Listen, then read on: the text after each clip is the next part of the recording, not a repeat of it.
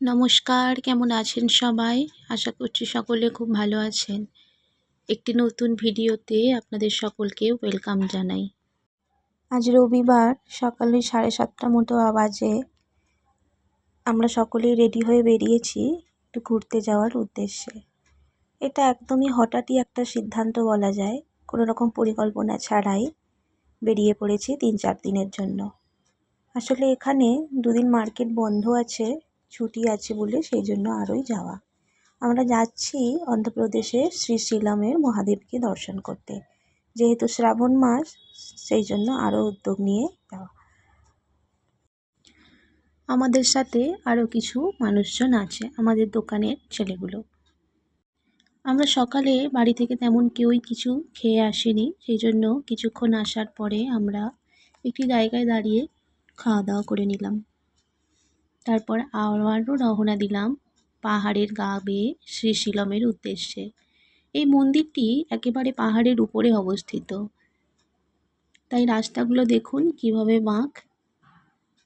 এটি একটি জ্যোতির্লিঙ্গ।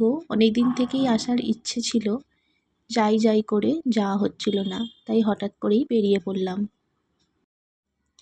রাস্তাটা এত সুন্দর, তার সাথে পরিবেশটাও এত সুন্দর, যেতে খুব ভালোই লাগছিল। দূরে দেখুন পাহাড় দেখা যাচ্ছে, খুব বড় পাহাড় নয়, তাও ভীষণ ভালো লাগছে। আমরা প্রায় কাছাকাছি চলে এসেছি, আমাদের হোটেলও বুকিং করা আছে। আমরা গাড়ি থেকে নেমে এখন হোটেলের দিকে রওনা দিচ্ছি। এই যে আমাদের হোটেল, এটাই। বাইরেটা কি সুন্দর না? আজই আমরা দর্শন করে নেব রাতে, যেহেতু কাল সোমবার, দর্শন টিকিট পাওয়া যাচ্ছিল না।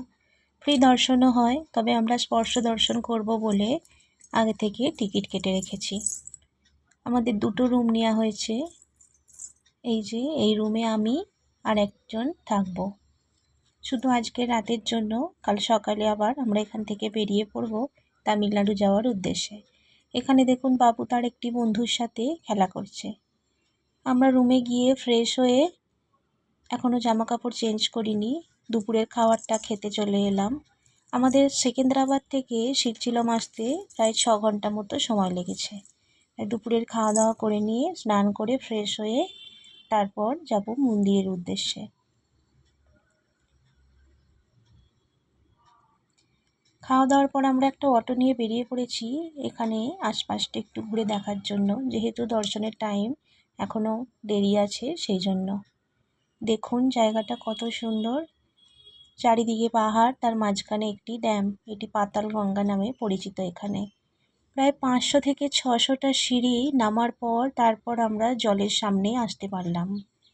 নামার সময় তো নেমে পড়েছি, কিন্তু ওঠার সময় ভীষণ কষ্ট হচ্ছিল, তাই বাইক রেন্টে পাওয়া যায়, সেই বাইক নিয়ে আমি বাবুকে নিয়ে পাহাড়ের সাইড দিয়ে রাস্তা দিয়ে ওপরে উঠে গিয়েছিলাম।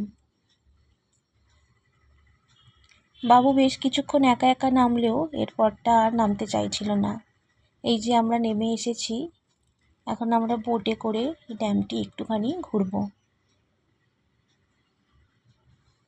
ওয়েদারটা বেরোনোর সময় যতটাই সুন্দর ছিল, এই জায়গাটায় ভীষণই গরম, কেন জানি না, প্রচণ্ড ঘাম হচ্ছিল। এই যে আমরা একটি বোট নিয়ে একটু ঘুরে দেখার জন্য বেরিয়েছি। এটা বেশিক্ষণ ঘোরাবে না, ওই 15 থেকে 20 মিনিট পর্যন্ত। সবাই যে যার মতো করে আনন্দ করছে, ভীষণ ভালো লাগছে। এই যে এখন প্রায় আমরা রুমে এসে ফ্রেশ হয়ে রেডি হয়ে নিয়েছি মন্দিরে যাওয়ার জন্য। এই যে বাবুও রেডি, বাবুর পাপাও রেডি। এখানকার এটাই ট্র্যাডিশন, ছেলেদেরকে ধুতি না পরলে মন্দিরে অ্যালাউ করবে না। সেই জন্য বাবুকেও পরিয়ে দিয়েছি, যদিও ওরটা কম্পালসারি ছিল না। সবাই এখানে তাই টিকা লাগিয়ে নিচ্ছিলাম মন্দিরে যাওয়ার আগে, আর মাথায় একটু ফুল দিয়ে নিচ্ছিলাম। সাউথ ইন্ডিয়ানদের এটাই তো ট্র্যাডিশন, মাথায় গাজরা।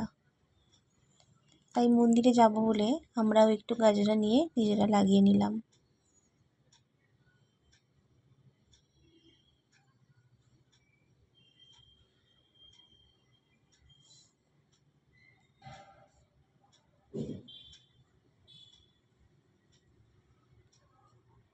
আমরা সকলেই প্রায় রেডি। এবার আমরা মন্দিরের জন্য যাব। মন্দিরে যেহেতু ফোন অ্যালাউ নেই, সেই জন্য ফোনটা বাইরে জমা রাখতে হবে, তাই বাইরের ভেতরের কিছু দেখাতে পারবো না। চলুন মন্দিরে যাওয়া যাক।